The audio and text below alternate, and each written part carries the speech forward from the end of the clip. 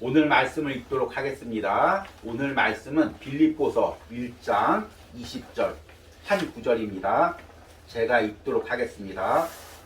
나의 간절한 기대와 소망을 따라 아무 일에든지 부끄러워하지 아니하고 지금도 전과 같이 온전히 담대하여 살든지 죽든지 내 몸에서 그리스도가 존귀하게 되게 하려 하나니. 아멘. 너무 귀한 말씀이라서 제가 다시 한번 읽어드리도록 하겠습니다. 이 바울의 고백이죠. 이 바울이 어떤 심정으로 이 고백을 하나님께 드리는지, 그리고 주님은 나의 최고봉 오스왈드 챔버스가 어떤 고백으로 이 말씀을 그렇게 붙들었는지 생각하시면서 들어보시기 바랍니다. 나의 간절한 기대와 소망을 따라 아무 일에든지 부끄러워하지 아니하고 지금도 전과 같이 온전히 담대하여 살든지 죽든지 내 몸에서 그리스도가 존귀하게 되게 하려 하나니. 아멘. 한 해 동안 하나님께서 주님은 나의 최고봉을 통해서 온유하우스의 은혜를 베풀어 주셨습니다. 그래서 이제 오늘 새벽으로서 이 주님은 나의 최고봉 한 해 묵상이 다 마무리가 되었습니다. 그리고 이제 오늘 이 송구 영신 예배 때는 최상의 주님께 나의 최선을 드리라는 제목의 말씀을 통해서 한 해 동안 묵상한 이 주님은 나의 최고봉의 핵심적인 내용을 여러분들에게 나누고자 합니다. 이 한 해를 돌이켜보니까 참 하나님께서 이 온유하우스에 많은 은혜를 주셨습니다. 처음 저와 아내가 이 온유하우스 이 낮은 공간에 왔을 때 참 우리 안에는 어둡고 낙심된 마음이 있었습니다. 이 좁은 공간에서 이 지하에서 무엇을 할 수가 있을까? 때론 같은 살림집에서 또 낮은 지하에서 예배를 드린다고 할지라도 과연 누가 올까? 이런 마음이 있었습니다. 그럼에도 불구하고 저와 아내가 이 상황에서 우리가 하나님께 할 수 있는 게 무엇일까? 그것을 찾기 위해서 12월 한 달 동안 고민하고 함께 기도했습니다. 그러다가 오래전에 묵상했던 주님은 나의 최고봉을 떠올리게 되었습니다. 우리가 여기서 주님은 나의 최고봉을 드리자. 사람이 듣든 안 듣든 상관없이 우리가 먼저 이 묵상을 통해서 주님을 깊게 영적으로 만나고 그 은혜를 한 사람이 듣든 두 사람이 듣든 영상을 통해서 흘려내보내자. 이런 마음으로 새해 주님은 나의 최고봉 묵상을 시작했습니다. 또 한편으로 시작하다가 영 환경이 힘들면 1월달 한 달 하고 또 이제 또 다른 방법을 생각해보자. 이런 마음으로 시작을 했습니다. 그런 하나님께서 1월달과 12월달까지 하루도 빠짐없이 이 주님은 나의 최고봉을 통해 우리에게 은혜를 주셨고 또 그 은혜를 영상으로 전하게 하셨습니다. 너무나 감사하죠. 가장 감사한 건 뭐냐면 이 주님은 나의 최고봉을 통해서 이 온유하우스에서 하나님이 저와 아내를 만나주셨다는 것입니다. 영상을 통해서 많은 분들이 은혜 받고 또 은혜를 누린 것도 중요하지만 또 이제 이 영상을 통해서 함께 이제 온유하우스 예배를 드리는 것도 중요하지만 가장 중요한 건 제가 이 주님은 나의 최고봉을 통해서 주님을 인격적으로 깊게 만나고 은혜를 공급받았다는 것입니다. 그렇지 않았다면 여기까지 걸어올 수가 없었겠죠. 그리고 여러분들 개인들도 이런 은혜를 누렸을 것입니다. 그래서 하나님이 주신 은혜를 감사하면서 한 해 동안 묵상한 주님은 나의 최고봉을 여러분들에게 나누어 줄 이 송구 영신 예배 주보 이 뒷면에 정리를 해봤습니다. 참 다 정리를 하자면 끝도 없겠죠. 그렇지만 이제 짧은 시간에 설교 시간에 전하기 위해서 딱 세 구절을 이제 적어봤습니다. 그래서 이 주님은 나의 최고봉에서 반복되면서도 저자인 오스왈드 챔버스가 가장 중요시 여기는 구절을 세 구절을 적어봤습니다. 첫 번째는 최상의 주님께 나의 최선을 드려라 라는 구절입니다. 이 구절은 아마 주님은 나의 최고봉의 주제 말씀이기도 합니다. 계속해서 반복되는 말씀이죠. 아마 몇 번을 이제 묵상해서 이 말씀을 들었을 것입니다. 그런데 최상의 주님께 나의 최선을 드려라. 이 구절과 함께 꼭 같이 나오는 단어가 있습니다. 바로 의지의 항복입니다. 우리 이제 1월 1일 날 첫날 묵상이죠. 주보에 적어놨습니다. 제가 한번 읽어보겠습니다. 나의 간절한 기대와 소망에 따라 아무 일에든지 부끄러워하지 아니하고 예수님께서 우리 자신을 주께 내어놓으라고 하실 때 그렇지 못한다면 이는 매우 부끄러운 것입니다. 바울은 나의 결심은 지극히 높으신 최상의 주님께 나의 최선을 드리라는 것입니다. 라고 했습니다. 최선을 드리는 것은 논쟁을 하거나 이치를 따지는 문제가 아닙니다. 의지의 항복입니다. 왜 최상의 주님께 나의 최선을 드리라는 말과 의지의 항복을 같은 의미로 사용할까요? 이게 사실은 주님은 나의 최고봉을 묵상하는 핵심 열쇠입니다. 제가 이걸 미리 깨달았다면 처음 1월 달에 시작할 때 이걸 자세히 설명해 줬을 텐데 1년을 다 묵상하고 나니까 이 열쇠가 보이는 것입니다. 그러니까 내 삶에서 주님을 최고로 여기려면, 주님을 나의 최고봉으로 여기려면 내 의지의 항복이 있어야 됩니다. 이게 같은 말이라는 것입니다. 여러분, 기독교 역사상 많은 사람들이 주님께 나의 인생을 드리겠다고 고백했습니다. 나의 생명을 드리겠다고 고백했습니다. 지금도 한국교회 많은 곳에서 사람들이 주님, 내 전부를 드립니다. 내 인생을 드립니다. 때론 주님, 내가 주님께 생명도 드리겠습니다. 고백하는 사람들이 많이 있습니다. 아마 이 고백을 다 담으려고 하면 책으로 내지 못할 만큼 수많은 고백들이 있을 것입니다. 그런데 이 많은 고백과 주님은 나의 최고봉 저자인 오스왈드 챔버스의 고백과의 차이가 무엇일까요? 또 우리가 주님께 다 헌신하고 주님 뜻대로 살겠다는 그 고백과 바울이 모든 것을 다 주님께 내어놓고 주님을 최고로 여기고 살겠다는 그 바울의 고백과 차이가 무엇일까요? 여기에 바로 주님은 나의 최고봉의 열쇠가 있습니다.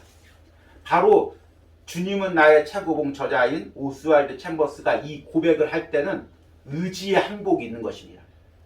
여러분, 입술로는 누구나 다 고백할 수가 있습니다. 내가 주님께 내 인생을 드리겠습니다.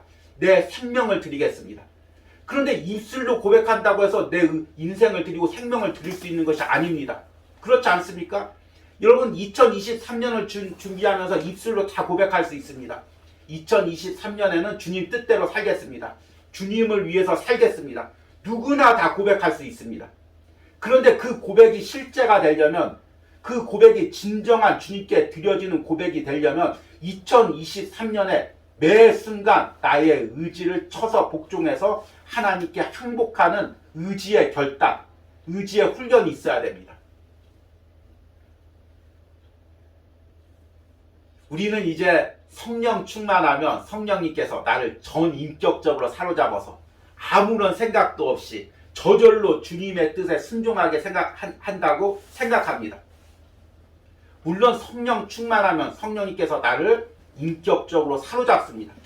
그런데 그 성령님이 충만해서 나를 인격적으로 사로잡는다는 것은 나를 그냥 로봇처럼 아니면 컴퓨터 프로그램처럼 의식 없는 사람처럼 만들어서 저절로 주님의 뜻을 따라서 순종하게 만든다는 그런 의미가 아닙니다. 여러분들이 성령 충만의 의미를 분명히 알아야 됩니다. 성령 충만의 의미는 무엇이냐면 하나님께서 창조했던 아담과 하와의 그 영적인 모습으로 우리를 회복시켜서 주님 뜻대로 살 수 있는 능력을 우리에게 부여하신다는 것입니다. 우리 주님은 나의 최고봉에서 제가 여러 번 이야기했지만 하나님께서 우리 인간을 창조할 때 영적인 존재로 창조했습니다. 왜 영적인 존재로 창조했냐면 하나님과 깊은 교제를 나누기 위해서 하나님께서 창조하신 것입니다. 하나님은 영이시라고 성경에 이야기하고 있습니다. 그러면 하나님이 영이시니까 하나님과 교제하고 하나님께 영광 돌릴 수 있는 창조물은 영적인 존재여야 됩니다. 그래서 하나님께서 인간을 영적인 존재로 창조한 것입니다. 그것이 동물이나 다른 피조물에 비해서 인간이 가장 귀하게 창조되었다는 뜻인 것입니다. 여러분들이 하나님 앞에 가장 귀한 창조물이라는 것은 내가 영적인 존재라는 것입니다. 그런데 이 영적인 존재의 핵심에는 뭐가 있냐면 자유의지라는 게 있습니다. 영적인 존재는 자유롭게 내가 선택할 수가 있는 것입니다.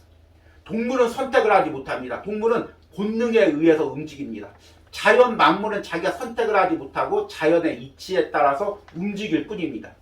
그러나 하나님께서 인간만을 영적인 존재로 창조하시고 그 안에 자유의지를 부어주었습니다. 그래서 아담과 하가 자유롭게 선택해서 선악과를 따먹고 타락할 수가 있었던 것입니다. 그러면 하나님께서는 왜 인간을 굳이 영적인 존재로 만들고 자유의지를 주셔서 선악과를 따먹고 타락해서 우리가 이 고생을 하게 했나? 이렇게 생각할 수가 있습니다. 하나님께서 자유의지를 주신 것은 선악과를 따먹고 타락하라는 게 아니라 그 자유의지로 하나님과 교제하고 하나님께 영광 돌리는 선택을 하라는 것입니다.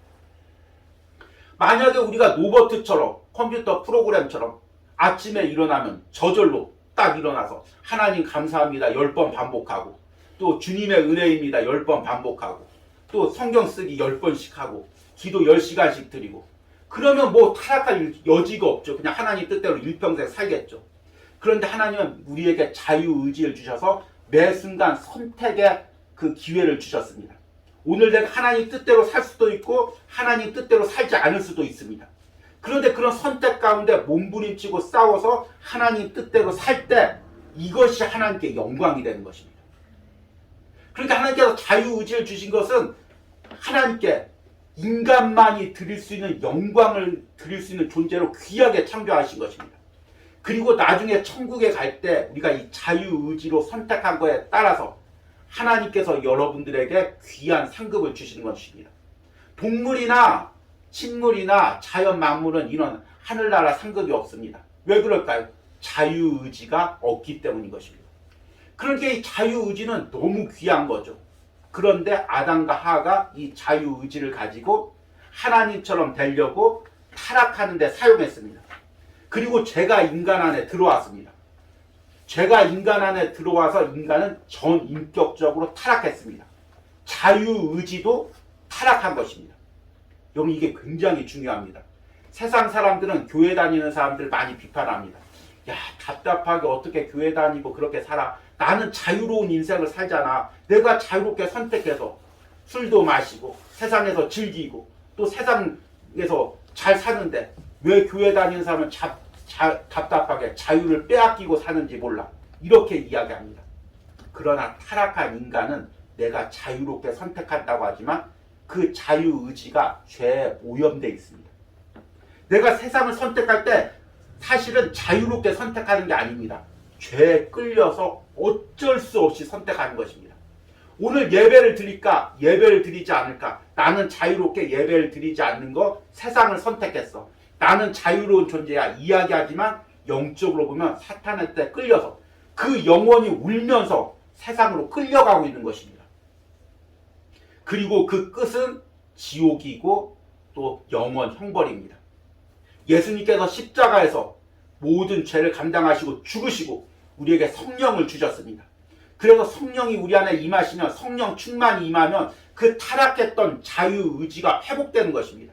우리의 노력으로 우리의 방법으로 하나님께 영광을 돌리는 선택을 할 수가 없습니다. 성령님께서 우리에게 임해서 자유의지를 회복시킬 때 하나님이 원하시는 선택을 할 수가 있는 것입니다. 이게 바로 성령 충만의 역사인 것입니다. 성령이 우리 안에 역사하시면 내 의지를 매 순간 행복하고 내 의지를 매 순간 깨뜨려서 주님이 원하시는 선택, 주님께 영광 돌리는 삶, 그 삶을 살 수가 있는 것입니다. 그래서 최상의 주님께 나의 최선을 드리려면 주님을 나의 최고봉으로 여기고 살려면 매 순간 성령으로 회복된 나의 자유의지를 주님 앞에 드려야 되는 것입니다. 여러분 내년에 주님을 높이고 살기를 원합니까? 주님 뜻대로 살기를 원하십니까? 주님께 영광 돌리고 살고 싶습니까? 이건 입술로만 고백한다고 되는 게 아닙니다. 내년 하루하루를 살 때마다 내 자유의지를 쳐서 복종해서 하나님이 원하시는 선택을 매 순간 할 때 하나님이 기뻐하는 삶을 살 수가 있는 것입니다. 주님은 나의 최고봉 저자가 계속해서 이 책에서 얘기하고 있는 것이 바로 그것입니다. 의지를 항복시켜라. 의지를 훈련시켜라. 매 순간 선택하는 것을 훈련해라. 하나님 앞에 훈련되라. 계속해서 하나님 뜻대로 살고자 하는 몸부림적인 훈련을 하지 않으면 우리는 하나님 뜻대로 살 수가 없습니다. 많은 사람들이 핑계를 댑니다. 하나님께서 안 도와주셨어. 하나님께서 성령 내게 많이 안 부어주셨어. 나는 은혜를 많이 주시지 않았어. 그래서 하나님 뜻대로 살지 못했어. 이렇게 변명합니다. 그러나 천국에서는 이런 변명이 통하지가 않습니다. 매 순간 나의 의지를 들여서 결단하는 것입니다. 하나님이 싫어하는 일, 하나님이 하기를 원치 않는 일은 의지를 들여서 끊어버리는 것입니다. 그리고 하나님이 원하시는 일은 의지를 들여서 그 길을 선택하는 것입니다. 그렇게 싸우다 보면 어느 순간 하나님이 기뻐하는 삶을 사는 내 모습을 발견하게 될 것입니다. 여러분들 이런 은혜가 있기를 소망합니다. 좀 어려웠죠? 이거 목사님 아주 제가 쉽게 요약을 해서 한 해 동안 설명한 걸 나름대로 쉽게 설명을 하려고 했지만 이게 원체 좀 어려운 부분이어서 잘 이해가 되지 않는 부분도 있을 것입니다. 여러분들이 다시 한번 주님은 나의 최고봉 영상이나 책들을 통해서 이 은혜를 누려보시기 바랍니다. 두 번째, 이 주님은 나의 최고봉에서 저자가 반복하고 있는 구절이죠. 아마 많이 들어보았을 것입니다. 찢겨진 빵과 부어지는 포도주의 삶을 살아라. 이것입니다. 저자가 이 이야기는 저자가 물론 이제 저자만의 표현으로 각색을 했지만 성경에 골로새서 1장 24절과 디모데후서 4장 6절에서 인용을 한 것입니다. 나는 이제 너희를 위하여 받는 괴로움을 기뻐하고 그리스도의 남은 고난을 그의 몸된 교회를 위하여 내 육체에 채우노라. 전제와 같이 내가 벌써 부어지고 나의 떠날 시각이 가까웠도다. 전제라는 것은 이제 포도주인데요. 이제 제사 때 하나님께 드리는 예물 위에다가 포도주를 부을 때 여러 화제, 화목제 여러 가지 제사 제목을 이야기했을 때 이 붓는 제사, 붓는 예배를 전제라고 이야기합니다. 그러니까 바울이 성경에서 자신의 인생을 부어지는 포도주, 전제로 비유한 거죠. 그런데 이 오스왈드 챔버스가 이 말씀을 인용해서 자신의 인생을 찢겨진 빵, 예수님께서 빵을 떼듯이 찢겨진 빵과 또 하나님 앞에 부어지는 포도주로 비유했고 또 주님은 나의 최고봉에서 우리에게도 이렇게 살라고 이야기하고 있습니다.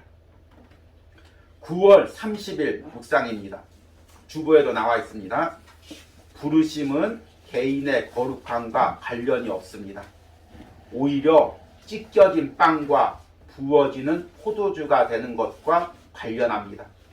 만일 우리를 짓누르기 위해 사용하시는 하나님의 손길을 거절한다면 하나님은 우리를 부어지는 포도주로 만드실 수 없습니다. 하나님께서 특별한 방법으로 친히 주님의 손길로 나를 찢겨진 빵과 부어지는 포도주로 만드시기 때문입니다. 그러나 주님께서 우리를 으깨시기 위해 우리가 너무나 싫어하는 사람이나 절대로 승복할 수 없는 상황을 사용하실 때 우리는 반대합니다. 우리는 결코 자신의 순교 장면을 선택해서는 안 됩니다. 만일 우리가 포도주가 되려 한다면 우리는 부서져야 합니다. 당신은 포도알을 마실 수 없습니다. 포도알은 으깨져야만 포도주가 될 수 있습니다. 아멘. 주님께서 우리를 으깨서 향기 나는, 향기가 깊이가 있는 포도주로 삼으시려고 합니다. 세상 사람들이 먹으라고 그렇게 만드는 것이 아니라 주님 앞에 부어질 때 향기 나는 깊이 있는 포도주가 되기 위해서 포도알인 우리를 으깨서 포도주를 만드시는 것입니다. 그런데 포도주가 포도알 그대로 있으면 이게 무슨 포도주가 되겠습니까? 보기도 이상하고 마실 수도 없는 것입니다.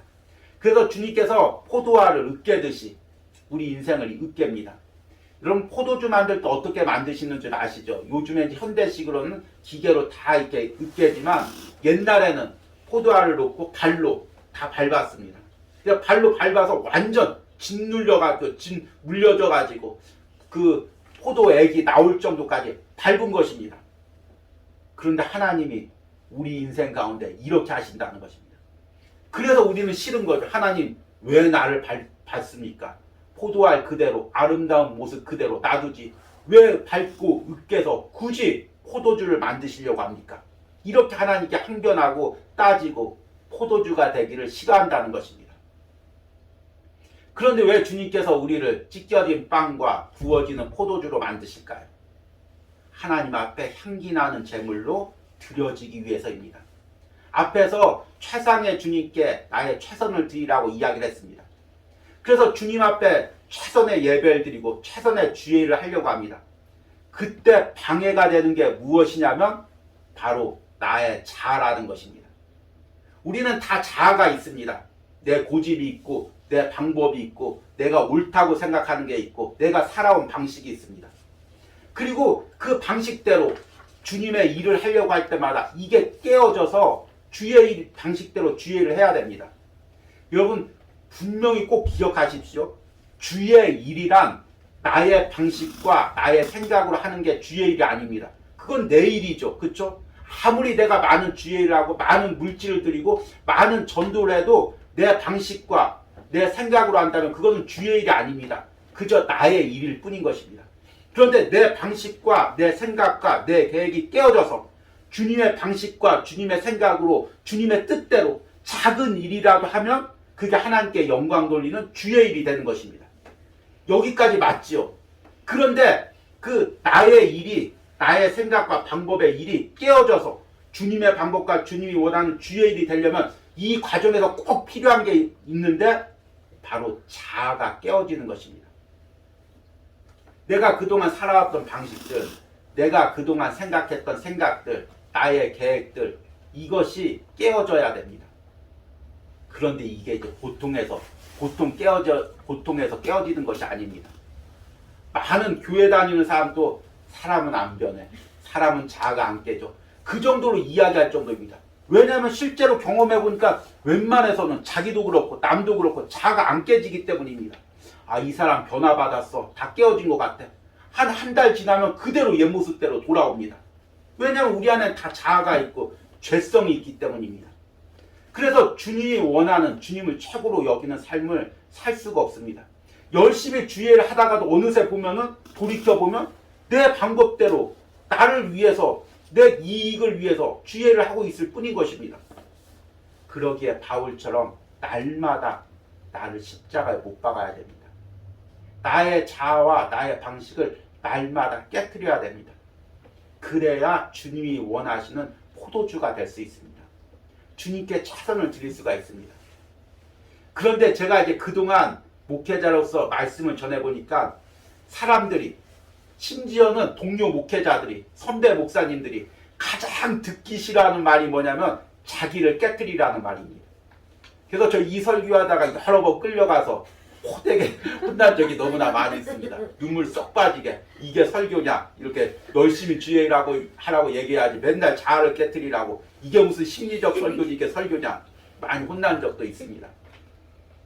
왜냐하면 자아 깨트리는 게 다 싫기 때문입니다. 내가 죽어야 된다고 하는데 좋아할 사람이 누가 있습니까? 내 자아를 깨트려야 된다고 하는데 누가 좋아합니까? 내가 그동안 열심히 나의 방법대로 주의를 했는데 어떻게 그렇게 열심히 주의를 했습니까? 높여주지는 않고 내 방법대로 노력대로 한 건 다 주의일이 아니다 이야기하는데 누가 기뻐하겠습니까? 그러나 주님이 원하시는 방법입니다. 주님이 원하시는 길입니다. 감사한 것은 주님은 나의 최고봉을 묵상하면서 참 이 오스왈드 챔버스라는 친구가 저와 같은 이야기를 할 수가 있어서 제 이야기를 하면은 저 목사님 왜 저런 이야기를 하나 그럴 텐데 오스왈드 챔버스를 인용해서 이 이야기를 할 수 있어서 너무 감사합니다.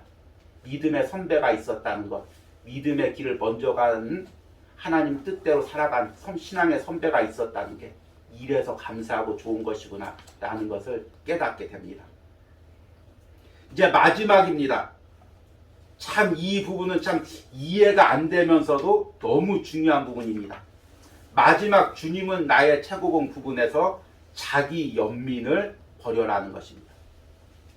여러분 자기 연민이 이 주님은 나의 최고봉에선 죄라고까지 이야기합니다. 왜 자기 연민이 죄일까요? 이해가 되십니까?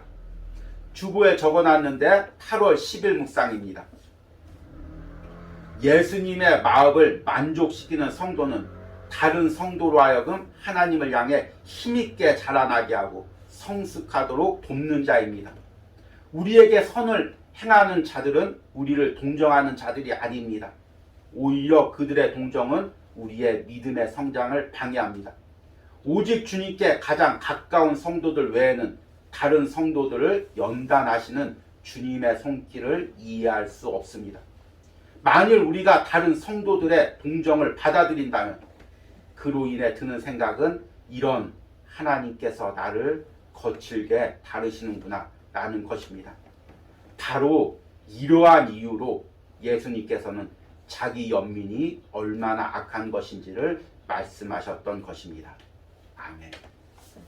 이 8월 10일 묵상은 좀 제 개인적인 삶과 아주 밀접하게 연관되어 있는 묵상입니다. 제가 한 해 동안 주님은 나의 최고봉을 묵상하면서 묵상을 중단할 위기를 몇 번 있었습니다. 하나님께서 그때마다 은혜로 잘 감당해서 넘어가게 하셔서 여기까지 왔습니다. 그런데 그 중에서 가장 큰 위기가 바로 이 8월 10일 전후로 해서 나타난 위기입니다. 이제 여름이 되니까 이곳이 이제 지하고 습하고 이제 좀 생활하기가 많이 어려웠습니다. 가만 놔두면 습도계가 80%까지 100%면 그냥 물속이 100%인데 80까지 지하가 올라갑니다. 그러니까 저도 그렇고 아내도 그렇고 또 애도 그렇고 이 여름 때 특히 이제 건강이 많이 좋지 않았습니다.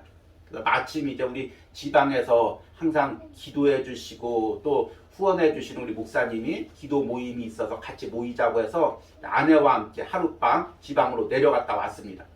그리고 이제 그 다음날 서울에 왔는데 하필이면 딱 하루 비운 그 날이 100년 만에 폭우가 쏟아진 날입니다. 그래서 이 일대 막 지하방들이나 1층 방들이 다 물에 잠겼습니다. 다행히 이제 온유하우스는 좀 지대가 높아가지고 이제 잠기지가 않았습니다. 그런데 이제 갔다 와 보니까 이 천장이 물이 막 가득 차가지고 다 새는 것입니다. 다행히 이제 우리 가까이 있는 1호 성도님, 2호 성도님이 미리 와서 없는 사이에 다 이 물도 치워주시고 그래서 어느 정도 큰 피해는 보지 않았습니다. 그런데도 불구하고 이제 이 묵상을 전하는데 여기서 못 전하고 이제 옆에서 전했죠. 한쪽에서 물이 뚝뚝 떨어지고 있고 한쪽에서 이제 웃으면서 이렇게 묵상을 전하는데 날씨는 덥고 물은 떨어지고 마음이 너무나 무너지고 있는 것입니다. 그 전화들이 많이 옵니다. 또 이제 감사하게 폭우가 왔다고 하니까 염려돼서 여기저기서 목사님 온유하우스는 괜찮습니까? 목사님 지하인데 혹시 물 안 찼습니까? 여러 사람들이 전화가 옵니다. 조금 찼는데 다 괜찮습니다. 이야기하고 이제 또 상황이 어떤지를 하기 위해서 이제 물 샌 부분을 찍고 잘 수리가 되었다고 이렇게 영상을 올렸습니다. 그런데 그 영상을 보고 한 성도님이 전화를 해 오셨습니다.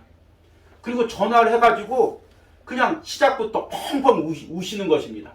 말을 잊지 못하고 펑펑 우시고 끝내 이제 말도 다 잊지 못하고 전화를 끊으셨습니다. 대화하면서 하는 말이 목사님 이런 데 있으실 분이 아닌데 목사님 이런 데 있으실 분이 아닌데 막 울다가 그냥 전화를 끊은 것입니다. 그런데 이제 그 분이 저희 상황을 아니까 너무나 안타까워서 그리고 이제 제가 차마 설교 때 다 이야기를 하지 못하지만 그 8월달 당시에 저희가 정말 기막힌 상황에 이제 빠져 있었습니다. 드라마가 있어도 아니면 소설책이 있어도 이런 기막힌 상황이 일어날 수 없는 우연히 한번 10번 겹치면 일어날 수 있는 그런 상황에 저희가 빠져 있었습니다. 그러니까 이것을 아는 성도님이 아마 더 안타까워서 그렇게 울면서 이렇게 전화를 했던 것입니다. 그리고 나서 이제 그날 저녁에 아내와 제가 기도를 하는데 그날 저녁에 아내와 제 마음이 완전 무너졌습니다.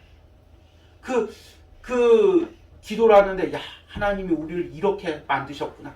이런 상황으로 만드셨구나. 이 마음이 드는 것입니다. 도저히 내일 주님은 나의 최고봉을 이어갈 수가 없는 그 마음이 드는 것입니다. 그래서 그래도 기도하고 마음을 추스려서 주님은 나의 최고봉 묵상을 딱 폈는데 바로 8월 10일 이 묵상이 나오는 것입니다. 묵상의 제목이 하나님이 어디에 두시든 하나님께서 어디에 두시든 때로는 우리의 비참한 상황을 통해서 연약한 상황을 통해서 하나님의 일을 이루신다는 것입니다. 그러니까 자기 연민에 빠지지 말라는 것입니다. 자기 연민에 빠지면 주저앉아서 걸어갈 수가 없다는 것입니다. 사람들이 때론 우리를 아프게 생각할 때, 동정할 때 거기에 마음이 흔들리지 말라는 것입니다. 주님 바라보고 걸어가라는 것입니다.